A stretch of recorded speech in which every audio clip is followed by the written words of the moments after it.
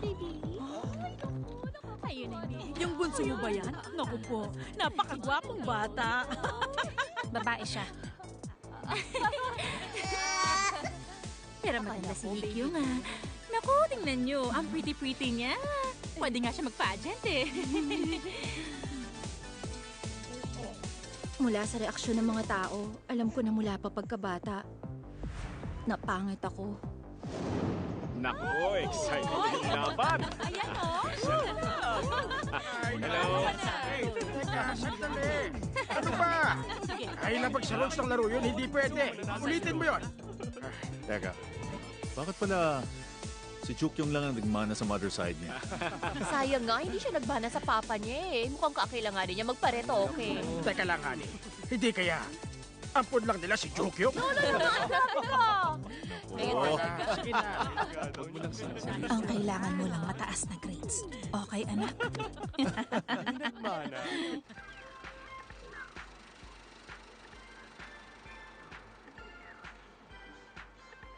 Gaya ng anime character, minsan din akong nangarap na mag-transform ako at maging isang napakagandang diwata, yung parang magic.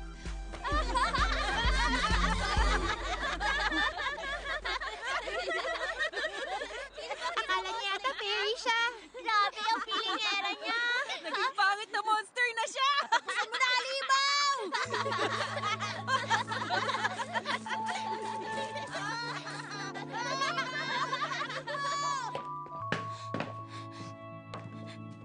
Inis.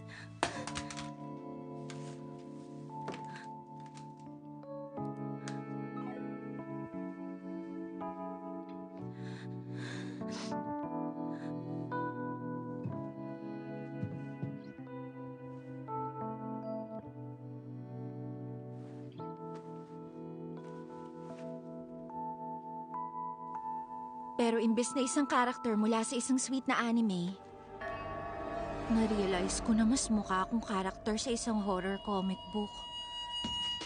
Pinanganak na may sinumpang mukha.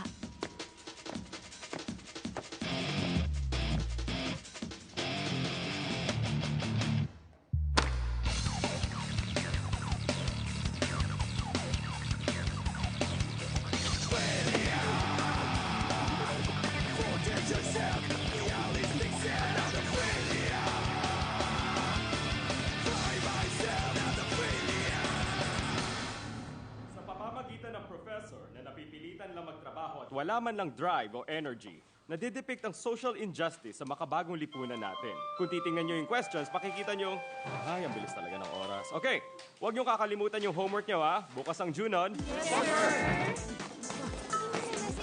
Sammy, ito na. Okay. Thank you. Ay, ang pangit ng buhok ko. Bagay naman sa'yo eh. Okay lang yan. Aray ko. Bumulagin mo pa ako eh. Paano ko? Ay, ikaw pala. Kamusta? Bagay mo sa akin yung makeup ko? Gusto mong basahin? Ewan ko.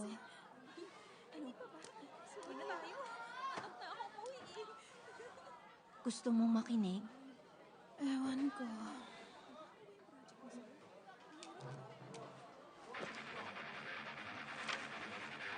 Sammy, patry naman ang lip tint mo. Kahit anong makeup mo, hindi ka magiging kasing ganda niya. Eh, ba't ka ba nakikialam?